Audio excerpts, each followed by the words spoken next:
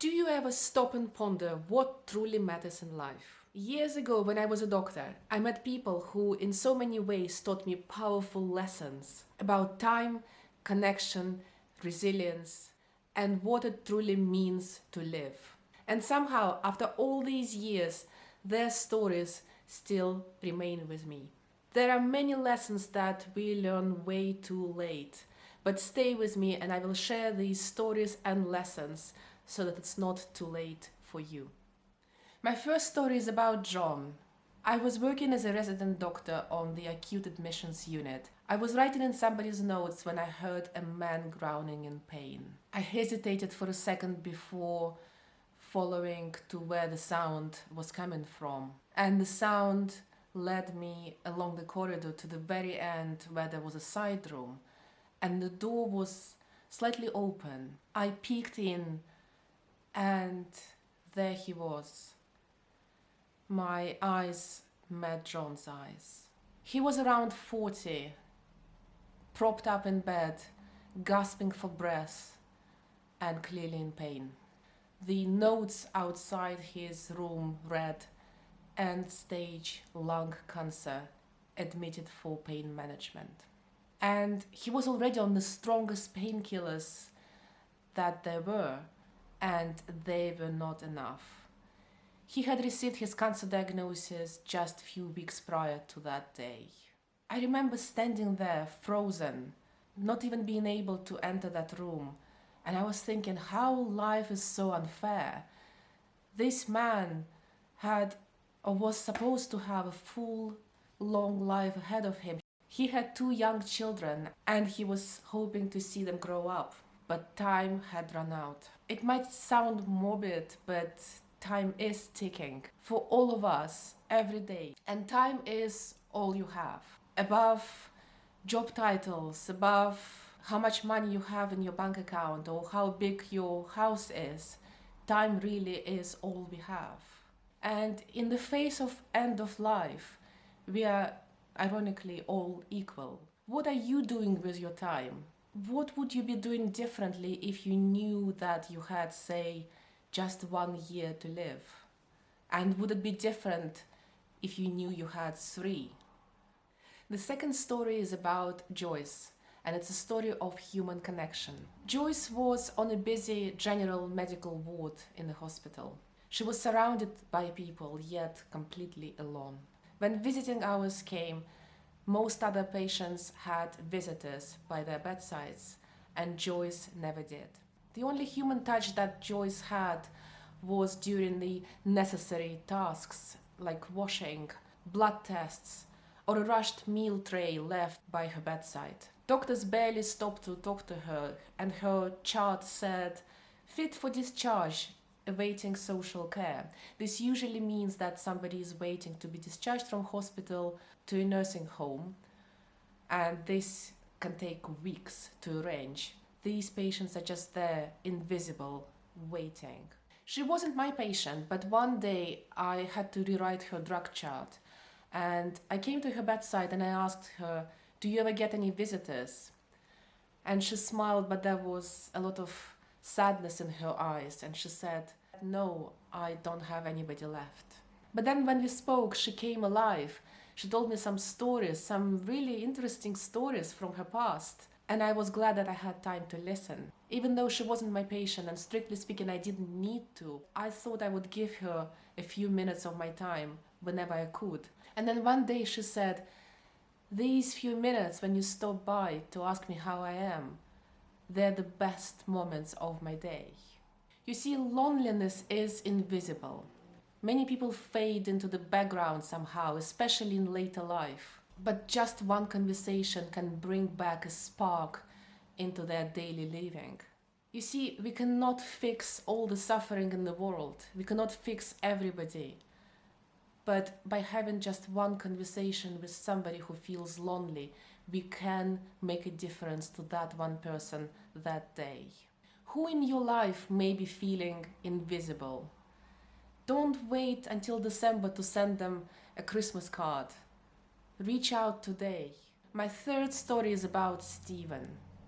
And this story is about how important it is to tell people who matter to you that you love them. Stephen was out for his morning jog. Nothing special, nothing different from his daily routine. He had some plans that day. He would grab a coffee after his morning run. He was planning to call his sister back, and then he was planning to do some research in the library for his dissertation. And he was then going to collect his young children from nursery. He was jogging, and then suddenly everything changed. He collapsed. His heart had stopped. He was brought into the emergency room, and we tried to revive him. We fought to bring him back, but nothing worked. At 8 a.m. he was still alive and jogging. By 8:55 he was gone. His partner arrived in shock to the hospital, unable to process what had just happened. And then she said something that really stuck with me for the rest of my life. She said, "We argued last night. It was something stupid, insignificant. And this morning we barely spoke. I thought I would have time to make up after his run. But now I will never get a chance to tell him that I love him." You see, tomorrow is not guaranteed. Take courage to admit mistakes and make up quickly. Don't wait. And don't wait for a good moment to tell people who matter to you that you love them. Tell people that you love them today. My fourth story is about Lucy, and this story is about reframing. Lucy was 46, and her heart had failed due to a rare condition. She was waiting for a heart transplant. That meant she could never travel far, never truly relax, always waiting for a call that might never come. And every time her phone rang, she wondered, is this the call that saves my life? Before she got sick, Lucy worked in a busy, demanding corporate job. She had always wanted to volunteer and support others through difficult health decisions. But she never had the time, and she always thought one day. Work always came first for her. Ironically, it was her illness, her heart failure, that gave her the space to come back to that dream of volunteering. It gave her the time and the space to do what she knew truly mattered to her. She started volunteering for a telephone helpline, supporting people like her with heart disease and answering their questions and speaking with their families and just helping them at the start of their journeys. And she found a deep meaning in that. She told me, "I can't change my situation, but I can still make a difference in this world while I'm still here." And the truth is, I've seen it time and time again, both as a doctor and later after I left clinical practice, that people wait until a life-threatening or life-limiting diagnosis before they finally start doing what truly matters to them. Suddenly they make time for family. They start fundraising for causes that always mattered to them. And they start living with a sort of urgency that they never had before. But why does it take an illness to give ourselves permission to truly live and do what really matters to us? You don't have to wait until you get sick to start living. Whatever you dream of, start doing even a little bit of that today. The fifth story is about Mary, and this story is about paying less attention to what others think. Mary had undergone major surgery to remove a part of her bowel due to serious disease. And she ended up with an ostomy bag. It's a pouch that is attached to a person's abdomen that collects waste. At first, she was super conscious of that. She thought, what will others think? Will they pity me? Would they see me different? Will I still be the same Mary that I was? But over time, she learned to stop caring about that and even found some humor in it. She joked, "I was always worried about the sounds that the bag was making in meetings, but now I literally just blame it on the bag." And she told me about lots of support groups online where they exchange jokes and humor, even fashion tips for those who have ostomy bags. Mary told me that after some time she realized people are not thinking about you as much as you think they are. They're more worried about themselves. So why waste time worrying? She also told me that before she got sick, she kept putting off wearing nice clothes and doing what she really wanted. But now she says, I do what I love. I don't care what people think. And I wear what I love. And I cannot wait to show off my bikini this summer. You see, people are too busy worrying about their own problems to judge you nearly as much as you think they are judging you. Live your life today.